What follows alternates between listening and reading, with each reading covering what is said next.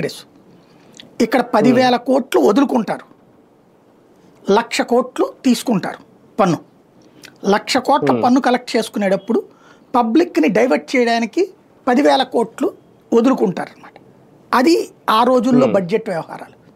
ఎందుకంటే నాకు బాగా గుర్తు, అప్పుడు బడ్జెట్లో రాగానే మనం కాలేజీలు చదివేటప్పుడు, స్కూల్ చదివేటప్పుడు ఇదిగో ఈ ధరలు పెరుగుతున్నాయి, ఈ ధరలు తగ్గుతున్నాయి అని రాసేవాళ్ళు.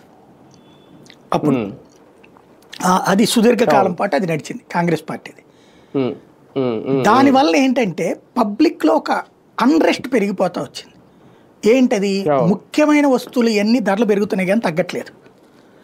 ఎట్ ద సేమ్ టైం ఈ 10 వీళ్ళు చెప్పే తగ్గించే 10 ఏవైతే ఉంటాయో ఆ 10 వల్ల వచ్చే బెనిఫిట్ కూడా అతి స్వల్పంగా మాత్రమే ఉంటుంది.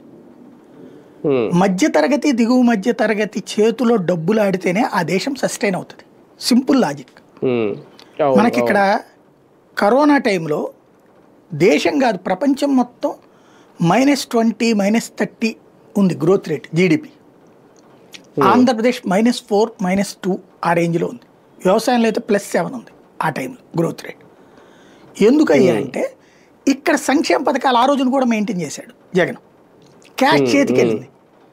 క్యాష్ ఫ్లో లేకపోతే అసలు ఆ టైంలో బతికడం ఇంకెంతమంది చచ్చిపోయేవాళ్ళో తెలియదు. ఎందుకు, ఇంట్లో కూర్చొని ఉంటాం, ఆహారం ఏమో క్వాలిటీ ఫుడ్ కావాలి, ప్రభుత్వాలు ఏమో రోజు క్వాలిటీ ఫుడ్